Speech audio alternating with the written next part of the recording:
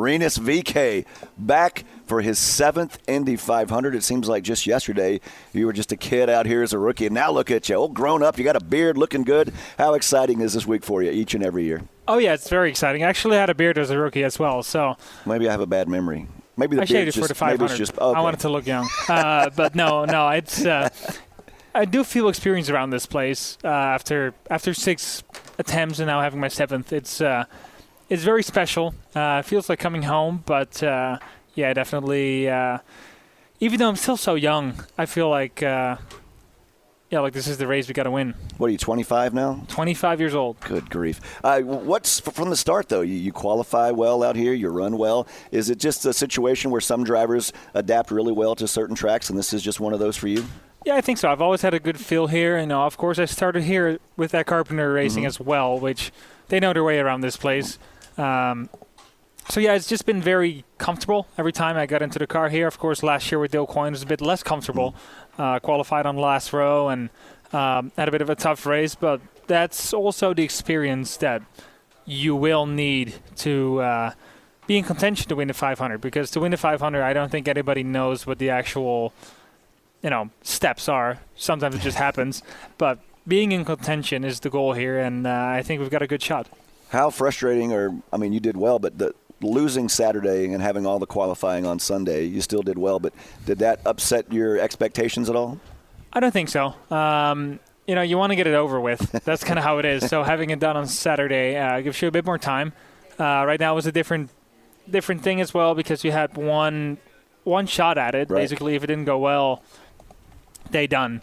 So I thought it was quite high pressure, but we all survived it. Everybody's starting. We're starting to race anyway because there's 33 cars this year, and honestly, you can win this race from almost any position. Talking to Rinus VeeKay, Juncos Hollinger. Is that how I say that right? Do you say Juncos Hollinger? Yeah. And you got a little bit with Dry and Reinbold too. They're kind of a partnership deal, right? Yes, for the 500. That's a new thing this year where we're having a technical alliance for the 500. So two teams teaming up to hopefully get one of 3 cars over the checkered flag, over the brickyard first after 500 miles. You're always a great interview. I can only imagine how you'd be if you win the 500. That would be a crazy scene. Let's get to the bottom of this. I'm an investigative journalist, as you well know. Rinus VeeKay, not your real name. No, that's true. Nobody knows how to say. Is that explain the story? Say your real name and explain how you became Rinus VeeKay. So my real last name is Van Kalmthout. It's long. It's Dutch. Even Dutch people struggle with it. So actually, Kalmthout is a town in Belgium. Very random. Kalmthout. So Rinus from that town in Belgium. Oh, okay, I got you. That's how we did last names, I guess, in the Netherlands. So. Yeah, it's a tough name. It doesn't roll off the tongue very, very smoothly. So coming to the U.S., VeeKay, Van Kalmthout, basically taking the first 2 letters. And that was kind of the idea. We didn't do much more than that. It sounds cool, though. It sounds cool. It looks good on a shirt, too. Well, but then VeeKay, it's 2 letters. It's not a name. Right. And a journalist, he kind of wrote it out, a Dutch journalist, because kind of that's how it was supposed to sound. I'm like, oh, that's actually – show me that. I'm like, hey, look at this. That's pretty cool.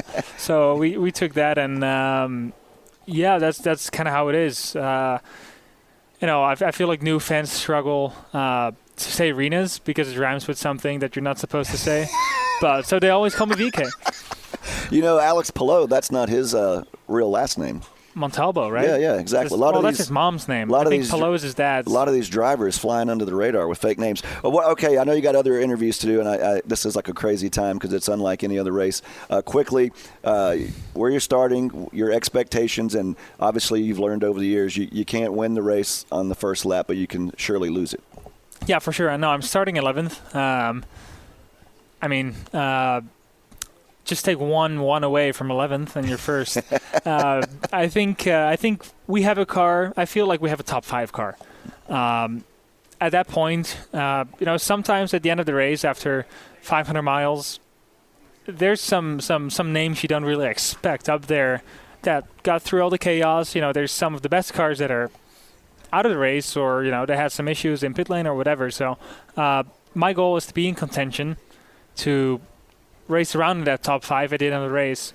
And at that point, we'll find out if we have pace, if we have the arsenal of weapons that we need to fight for that win. And just making sure we're in that race, at the front of the pack, battling at the end. That's my goal. Well, it's always been great to talk to you from day one as a rookie, and I believe there's a 500 win in your future, and maybe it's this year. Thanks for the time, buddy. Thank you very much. Rinus van Klempentout. Say it again. Van Klempentout. So it flows off the tongue easy. All right, they're going to take you to do more boring interviews. Hopefully this wasn't the most boring one of the day. No, it's pretty fun. Awesome. I think it's good. All right, Rinus, watch him work in the 76 machine.